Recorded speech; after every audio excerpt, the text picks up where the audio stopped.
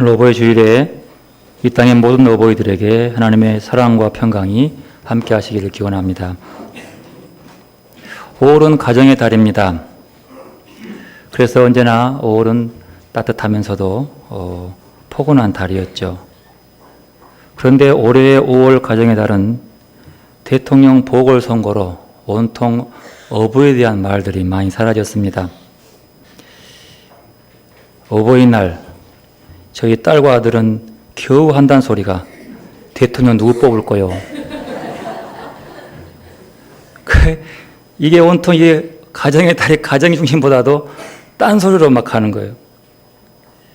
그러고 보니까 어버이연합이라고 하는 이름을 댄 사람은 태극기 들고 탄핵 반대 집회하고, 젊은이들은 촛불 들고 또 집회하고, 이게 5월달이 올해 5월은 조금 심란하게 어버이에게로 마음이 가지 않은 것 같습니다. 그럼에도 불구하고 여러분, 이 가정의 달 5월을 맞으면서 우리에게 가정을 허락하신 하나님을 바라보셨습니까?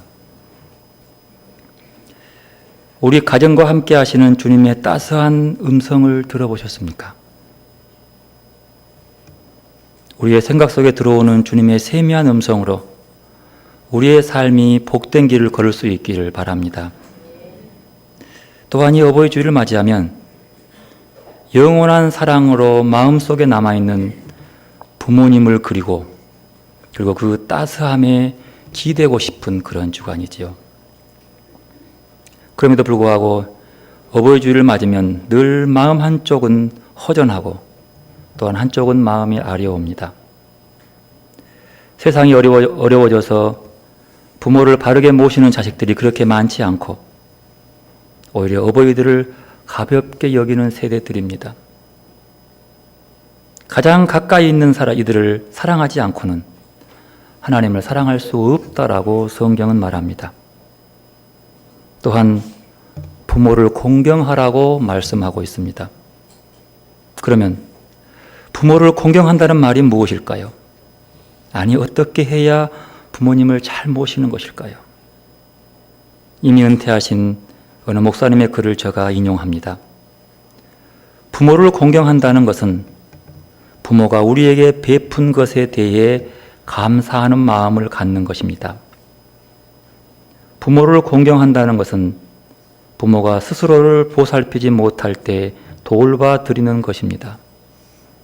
부모를 공경한다는 것은 부모가 해주지 않는 것에 대해 부모에게 분을 품지 않는 것입니다.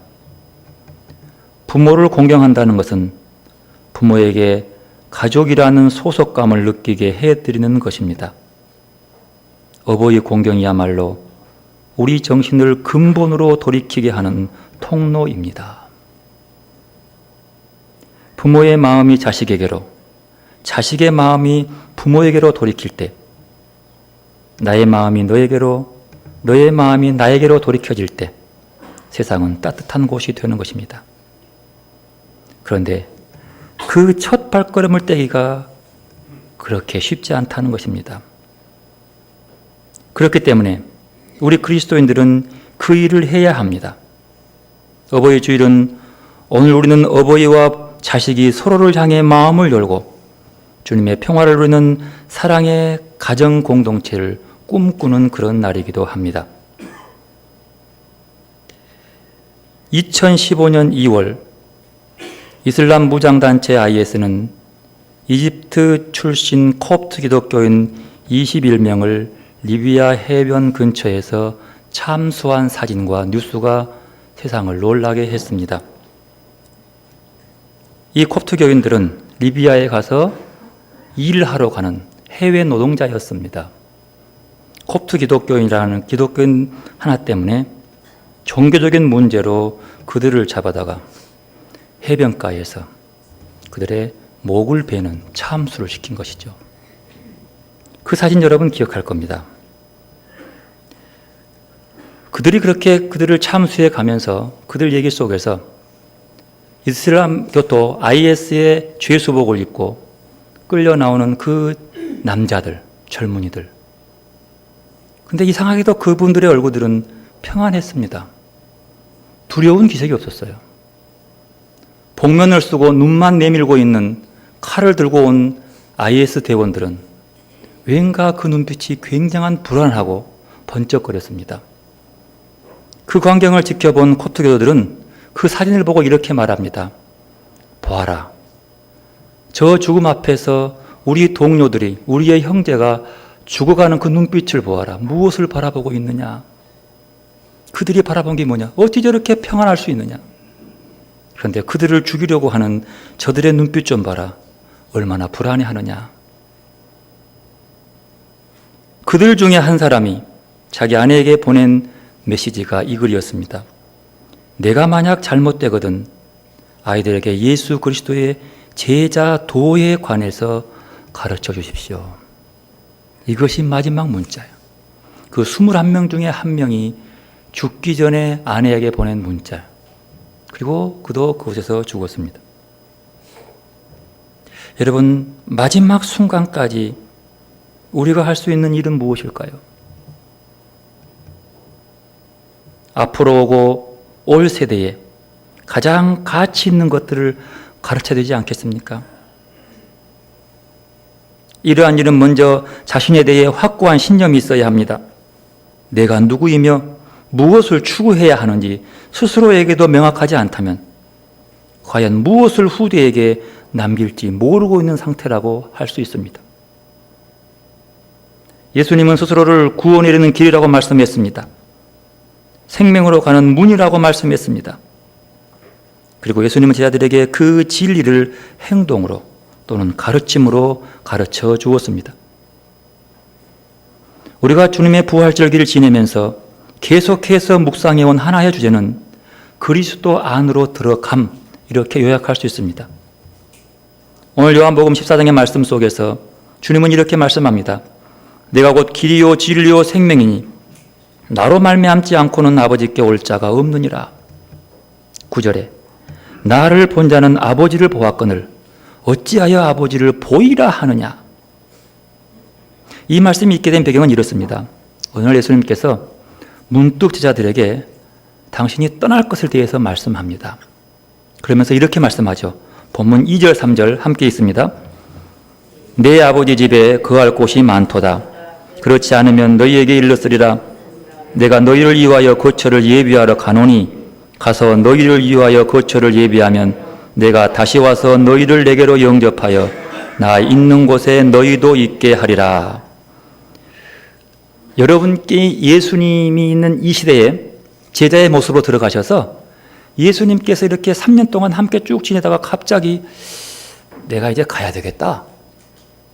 오늘 본문의 말씀, 이 말씀을 들으면 여러분의 마음 어떻겠습니까? 야, 주님이 이제 거처를 예비하면 내가 천당 가겠네 라고 기뻐하겠습니까? 희망적으로 들립니까? 아니면 그 반대입니까? 지금 저에게는 굉장히 희망적입니다.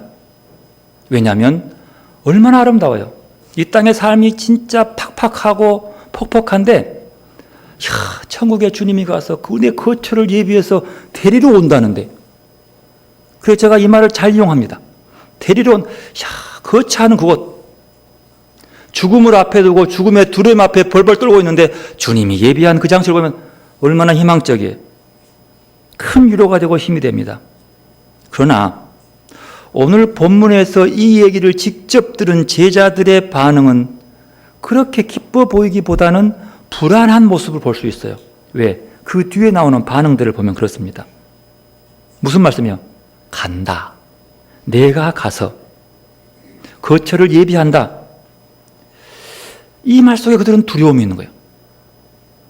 3년 동안 제자들에게 있어서 그 자신들을 지탱해 주는 힘은 예수님 자신뿐이었습니다. 그들은 그 기간 동안 무엇을 먹을까, 무엇을 입을까 염려하지 않았습니다. 왜냐하면 예수님이 그들의 모든 것을 책임져 주었기 때문입니다. 그러나 분명히 아십시오. 예수님께서 모든 걸 책임져 주고 그는 예수님 이외에 어느 것도 고민하지 않았다고 하는 것은 그들이 남보다 잘 먹고 더 많이 배부르고 더 많은 걸 가졌기 때문에 그런 것이 아닙니다. 솔직히 예수님을 따르던 그들은 3년 동안 다른 사람보다 훨씬 더 적게 먹고 보잘것없는 보이는 양식으로 끼니를 때우는 사람들이었습니다. 그런데 그들은 더 많은 양식을 구하지 않았습니다. 물론 그런 기록은 않겠지만 복음서를 보면 예수님이 고기를 먹었다라고 하는 것은 오병이어 때 물고기 2마리밖에 없어요. 물론 부활한 다음에는 이제 아침밤 뱀이겠지만 별로 먹은 게 없어요. 그러나 그들은 무엇을 먹을까 고민하지 않았어요. 제자들이 거처한 공동체를 이루할 수 있는 집이 있었다. 그런 얘기 없었지만 그들은 집을 구하지 않았습니다. 왜요? 예수님만으로, 예수님 함께 있는 것만 힘이고 자신감이었기 때문입니다. 가족도 그리워하지 않았습니다. 오병이의 기적 얘기를 보면은요, 주님께서 기적을 베풀어서 보리빵 5개와 물고기 2마리로 기도하고 5,000명을 먹였습니다. 그리고 먹고 남는 것이 광주리가 12국에 남았다. 배불리 먹고. 물어보십시다. 그들이 먹을 때 그냥 진수성찬으로 크게 먹었을까요? 한일관보다 더 많이 나왔을까요? 그들이 겨우 가지고 있는 것은 뭐예요? 보리빵하고 물고기밖에 없는 거예요. 겨우 2가지밖에 못 먹었어요. 그러나 그들은 배불리 먹고 너무 좋아서 더 싸가려고 하지도 않고 남겨놓은 거 12개나 남겼어요. 만족했습니다. 그러나 그들이 먹는 건 비교해보면 그렇게 훌륭한 건 아니었습니다. 만족했어요. 주님께서 먹어주신 그것 때문에 기뻐했어요. 왜요? 주님이 함께 있었기 때문인 거예요. 어떤 기름지고 좋은 걸 먹었냐 그게 아니고 누구와 함께 먹었냐고 하는 거예요. 그러고 보면 불편한 사람과 함께 먹으면 아무리 좋은 것도 체하고 맙디다. 마찬가지. 주님과 함께 있는 작은 걸 먹어도 배부른 거예요. 먹지 않고도 배부름도 있잖아요. 그러므로 그들은 주님과 함께 있으면서 늘 기쁜 마음으로, 그들은 옷 살 돈도 없었기 때문에 그저 한 벌 겨우겨우 꿰매 입은 그옷이라도 절대로 다른 걸 구하지 않고 만족했습니다. 왜? 주님도 그랬으니까. 그리고 당당했습니다. 남들이 보고 출신 성분이 그 모양 그 꼴이라고 해도 그들은 늘 기뻤어요. 자존감이 생겼어요. 자긍심이 생긴 거예요. 왜? 주님이 함께 있었기 때문인 거죠. 왜요? 주님과 함께 있는 거죠. 어떤 차별도 두려워하지 않았습니다. 왜요? 주님 한 분만으로 그들은 만족했기 때문에 그런 겁니다. 그렇게 전부였던 예수님이 이제는 가신다고 합니다. 너희 마음에 근심하지 말라. 그런데 왠지 마음이 뒤가 허전합니다. 주님 가신다고 말씀하면서 그들이 근심 속에 있을 때에 주님은 또 이렇게 말씀합니다. 4절, 내가 어디로 가는지 그 길을 너희가 아느니라. 이 말을 듣는 제자들은 참으로 당황스러웠습니다. 두려웠을 겁니다. 지금까지 줄곧 예수를 따라왔지만 사실 제자들은 예수님이 어디로 가는지 모르고 있었습니다. 무엇을 위해 가는지 잘 모르고 그저 함께 즐기며 웃고 그냥 그분과 함께 있는 것으로만 만족했지, 마지막 목적지를 예수님과 정반대의 생각을 하고 따라온 사람들이었습니다. 무엇을 모르면서 따라온 사람들. 사회학적인 용어에 보면은요, 아노미라고 하는 말이 있습니다. 아노미는 그리스 말의 아노미아에서 나온 말입니다. 그래서 앞에 아자는 부정적인 의미를 얘기하는 거죠. 이 아노미라고 하는 말의 뜻을 이렇게 할 수 있어요.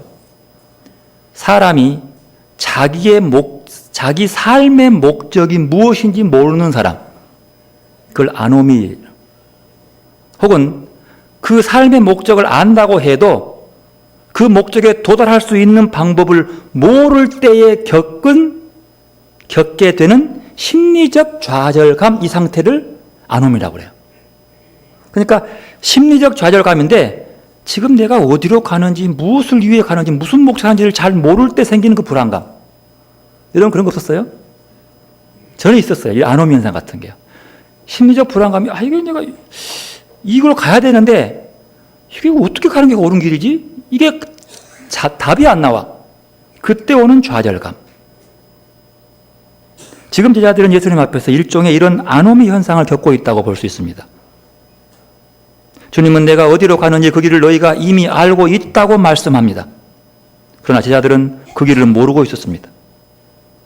지금까지 주님을 따라왔음에도 불구하고 주님이 가신다는 말씀이 무슨 뜻인지, 가서 거처를 예비한다는 말씀이 무엇을 의미하는지, 다시 오신다는 말씀이 또 무슨 말씀인지 나 있는 곳에 너희도 있게 하리라 하신 그곳은 어디인지 그들은 도무지 알 수가 없었어요.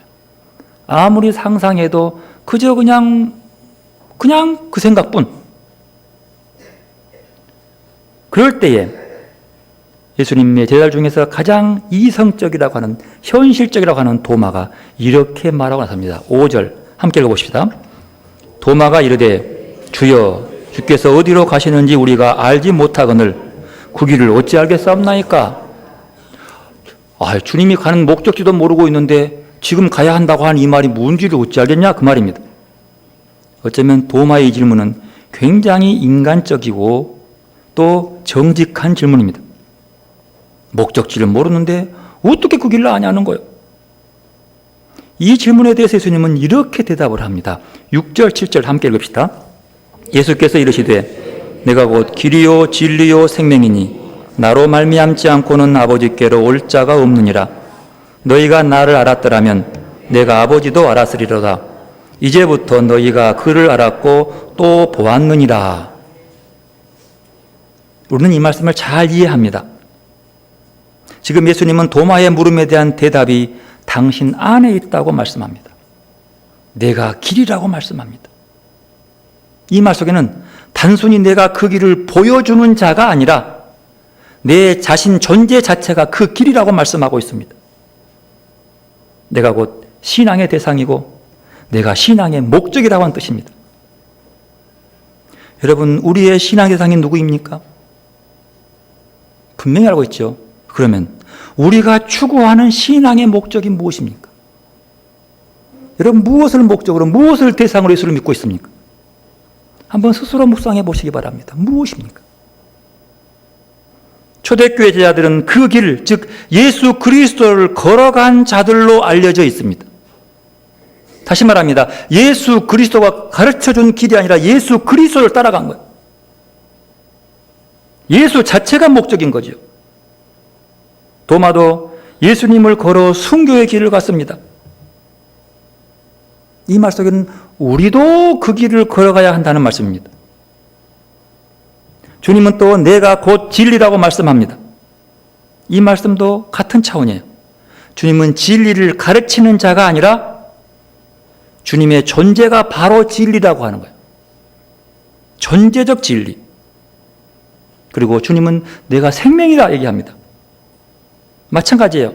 단순히 생명을 가르치는 자, 생명을 풍성하게 해주는 자가 아니라 곧 생명 그 자체가 예수라고 하는 것. 바로 이 생명, 예수가 생명인 그 생명을 붙잡는 것, 그게 신앙의 목적인 거예요. 예수 믿는 목적이 영생 얻기 위한 거잖아요. 생명을 붙잡기 위한 것. 어디서부터? 예수로부터 오는 것. 여러분, 이 마지막 예수님의 설교는 제자들에게만 주는 설교가 아닙니다. 제자들의 신앙을 그대로 계승한 요한 공동체를 포함해서 초기 기독교 공동체에 알려준 예시입니다. 그리고 더 나아가서 이 말씀을 지금 읽고 있는 오늘 우리에게 똑같이 적용되는 말씀입니다. 어쩌면 예수님은 가장 가까이 따랐던 제자들이 예수님이 어디로 가시는지조차 몰랐듯이 오늘 우리도 예수님이 현실적으로 존재하지 않는 분이라고 믿고 있는지도 모르겠습니다. 그렇습니다. 우리가 아는 예수님은 2000년 전에 우리가 살고 있는 이 땅을 떠나버렸습니다. 예수님과 3년 동안 함께 살았던 제자들은 주님이 떠난 이후로 예수님 없는 세상에서 그 예수를 믿고 따라갔습니다. 그러므로 우리 역시도 예수 없는 세상에서 예수를 믿고 살아야 한다는 것입니다.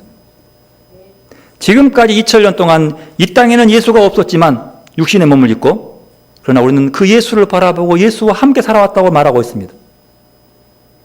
그것을 믿음이라고 하는 거죠. 우리의 신앙이 흔들리지 않고 길이신 주님을 따라 그 길을 걷는 힘이 어디서 오겠습니까? 진리신 주님을 따라 그 진리로 사는 힘은 무엇이겠습니까?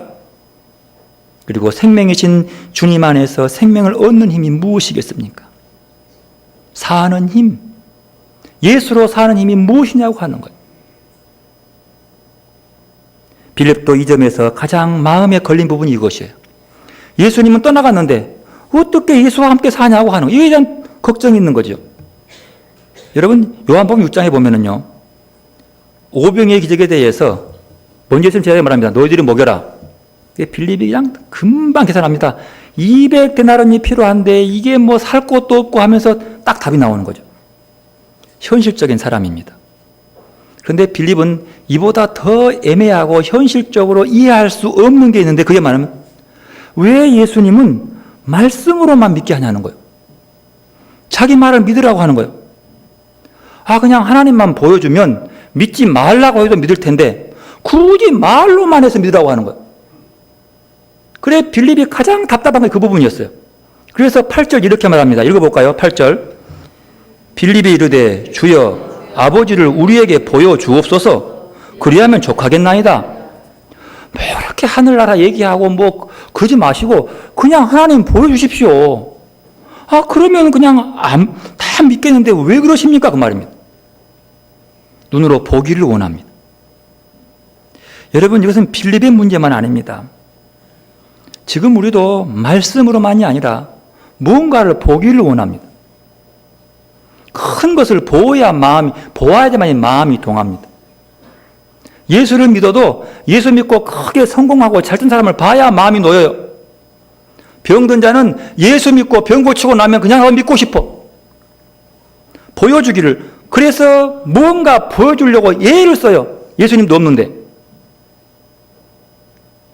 21세기 들어서는 사람은 논리적 설명으로 통해서 어떤 실체에 접근하기보다는요, 과학적인 실증을 통해서만 경험되는 겁니다. 이해하려고 그래요. 그래서 하도 신빙성이 없기 때문에 그냥 맨날 정치인들은 거짓말만 해대. 그래 놓고 증거되면 미안하다고. 증거되는 것만 인정해. 다 감춰. 거의 배경을 다 인정해도, 이해해도 증거대라는 거야. 증거대라. 늘 하는 말이에요. 증거대라고. 실증적인 상황이에요. 그러나 고대로 올라갈수록 실증보다도 말에 대한 신뢰가 있었어요. 여러분, 선진국 사회는요, 말을 믿어줘요. 말에 대한 신뢰가 있는 거예요.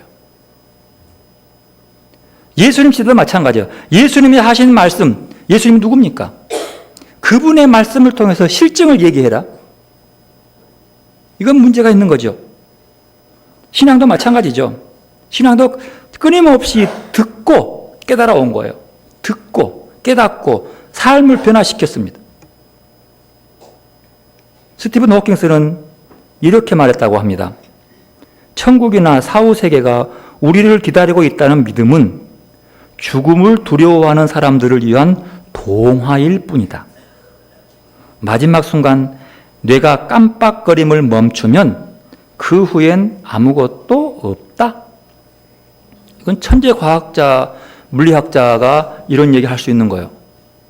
그런데 이 얘기를 듣고 나서 역시 스티븐 호킹스도 인간이구나. 인간의 한계는 거기밖에 안 되는 거예요. 그렇지 않습니까? 설사 그보다 훨씬 훌륭한 물리학자가 나와가지고 천국에 대해서 증명했다고 하더라도 우리의 신앙에는 별 도움이 된 것 없습니다. 과학적 증거가 있다고 하더라도 도움이 된 것 아니에요. 그걸 보고 믿을 사람 얼마나 있겠습니까? 인간의 한계를, 천재라고 하더라도 인간의 한계가 있는 거예요. 주님도 말씀합니다. 나는 하늘에서 온 자다. 나는 천국을 보고 온 자다. 사람은 안 믿는 거죠. 못 보니까. 그래서 보지 않고 듣고 믿는 자가 복이 있다라고 성경은 얘기하는 거죠. 그래서 주님도 빌립에게 굳이 하나님을 보여주지 않습니다. 보여만 주면 믿는데 믿음을 강조하면서도 안 보여줘. 그리고 그 빌립에게 보여주기보다는 다시 말씀을 들려줍니다. 9절부터 11절 읽어보겠습니다. 예수께서 이르시되 빌립아 내가 이렇게 오래 너희와 함께 있으되 내가 나를 알지 못하느냐? 나를 본 자는 아버지를 보았거늘 어찌하여 아버지를 보이라 하느냐? 내가 아버지 안에 거하고 아버지는 내 안에 계신 것을 내가 믿지 아니하느냐? 내가 너에게 이르는 말은 스스로 하는 것이 아니라 아버지께서 내 안에 계셔서 그 일을 하시는 것이라. 내가 아버지 안에 거하고 아버지께서 내 안에 계심을 믿으라. 그렇지 못하겠거든 행하는 그 일로 말미암아 나를 믿으라. 이리 말씀합니다. 참 답답하겠죠. 그렇게 함께 있어도 그걸 모르냐 말이야. 왜 꼭 아버지를 보여달라고 하느냐. 나를 보면 되는데. 아버지가 내 안에, 내가 아버지 안에. 그것을 말하고 못 믿느냐 그 말이죠. 이 말씀 속에는 무슨 말인 거냐요. 예수님이 하신 말씀은 모두 누구 말씀이요? 하나님 말씀이고요. 예수님이 하신 사랑의 행위는 모두가 다 하나님의 사랑인 거. 예수님이 행했던 모든 치유 행위는 누가 하신 거예요? 하나님이 하신 거란 말씀이에요. 같은 뜻이에요. 그래 요한복음 5장 10절에 말합니다. 내 아버지께서 이제까지 일하시니 나도 일한다. 이 말씀을. 또 아들이 아버지께 하시는 일을 보지 않고는 아무것도 스스로 할 수 없나니 아버지께서 행하시는 그것을 아들도 그와 같이 하느니라. 이렇게 말씀하시는 거예요. 그래서 예수님은 그 존재 자체로 길이요 진리요 생명인 것입니다. 사실요 예수를 보고도 하나님을 보지 못하는 사람들은 그에게서 하나님을 못 본 것이 아니라 하나님을 안 본 것이에요. 안 본 것. 하나님의 음성이 안 들려온 것이 아니라 마음이 어두워서 그가 안 들은 것이에요. 안 들은 거예요. 하나님은 계속해서 당신을 우리에게 보여주셨는데 말씀해 주었는데 사람들은 고의적으로 그 하나님의 말씀과 하나님을 외면하고 헛된 망상에 사로잡혀 있는 것입니다. 그러므로 문제는 누구한테 있는 거예요? 인간한테 있는 거예요. 하나님의 능력과 하나님의 도우심을 구하면서도 하나님의 도움 없는 게 문제가 아니라 인간이 그 도움을 받지 않으려고 하고 들으려고 하지 않고 보려고 하지 않는 것이 문제라고 하는 것이. 그래서 주님 말씀합니다. 빌립아, 내가 이렇게 오래 너희와 함께 있으되 네가 나를 알지 못하느냐 한탄하는 겁니다. 설마 나를 보고 못 믿겠거든. 내가 하는 일을 통해서 나를 믿으라. 믿음이 중요한데 내가 하는 일을 봐라. 병자를 고치고 눈먼 자를 보게 하고 이건 죽은 자를 살리고 이건 누가 할 수 있느냐? 하나님이지 않냐. 그러니까 그걸 보고 하나님 믿으라. 그런 뜻이에요. 그러면 우리는 어떻습니까? 여러분 예수님의 말씀에서 하나님을 깨닫고 계십니까? 예수님의 인격에서 하나님을 만나고 계십니까? 아니 예수 안에서 하나님의 은혜를 경험하고 계십니까? 여러분 우리는 믿음으로만 할 수 있는 그 주님을 우리의 삶 속에서 만나고 듣고 함께 걸어가야 하는 겁니다. 이미 하나님을 우리 삶 속에서 우리는 만난 자들입니다. 그것을 내가 깨닫느냐 하는 거예요. 문제는 나한테 있는 거죠. 말씀을 통해서 주님이 내 안에 계시고 우리를 보호하시고 구원하심을 우리는 믿음으로 알 수 있는 거죠. 예수를 보고 하나님 보는 능력이 필요한 거예요. 말씀을 통해서 하나님의 음성을 듣는 게 필요한 거죠. 우리에게 있는 거예요. 사도행전 7장 55절 56절 이렇게 말합니다. 제가 읽겠습니다. 스데반이 성령 충만하여 하늘을 우러러 주목하여 하나님의 영광과 및 예수께서 하나님의 우편에 서신 것을 보고 말하되 보라 하늘이 열리고 인자가 하나님 우편에 서신 것을 보노라. 여러분 사도행전 7장에서 지금 스데반은 어디에 서 있습니까? 자기를 모함하고 위증하는 사람 앞에 서 있습니다. 공회 앞에 서 있어요. 이때가 언제냐면 사도행전 7장에 스데반이 나아가서 유대인들 앞에서 설교했습니다. 십자가와 부활을 얘기하고 주님을 얘기했습니다. 그 말을 듣고 난 다음에 그들이 스데반의 말, 전도를 받은 사람들 중에서도 전도받은 사람이 이제는 반해가지고 변해서 그들이 막 분노와 미움을 키운 시간. 그래서 그들이 그 설교를 듣고 마음이 찔려서 이를 갈았다라고 얘기하는 거예요. 54절 말씀 이렇게 말합니다. 그들이 이 말을 듣고 마음에 찔려 그를 향하여 이를 갈거늘. 이 말은 뭐냐면 앞에 나온 얘기예요. 스데반의 설교. 스데반이 하는 설교를 듣고 이를 갈았다. 왜 그럴까요? 스데반은 그 예수를 믿고 천국 갑시다 얘기하는 거예요. 근데 근데 어찌 그 말 듣고 이를 간단 말입니까? 여러분, 이게 한번 이를 갈았다. 그리고 그냥 돌 들고 와서 그를 치려고 합니다. 분위기 보십시오. 이건 도저히 어떻게 말릴 수 없는 거예요. 여러분, 사람들이 한번 뭉쳐들면은요, 돌 안 들어도 탄핵돼 버려요. 되게 무서운 거예요. 여러분, 그런데요, 그렇게 흥분해서 달려드는 스데반은, 그 사람들을 보고 스데반은 그 군중들을 보고 있지 않았습니다. 오직 그는 누구를 보고 있습니까? 그렇습니다.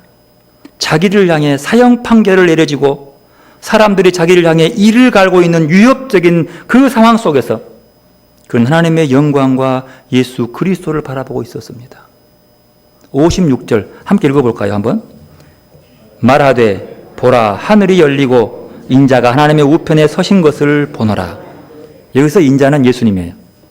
하늘이 열리고 예수님이 하나님 우편에 서 있는 것을 내가 본다. 보는 눈. 여러분, 우리의 삶의 자리에서 하나님을 볼 수 있기를 바랍니다. 우리의 삶의 자리에서 부활하신 주님을 보십시오.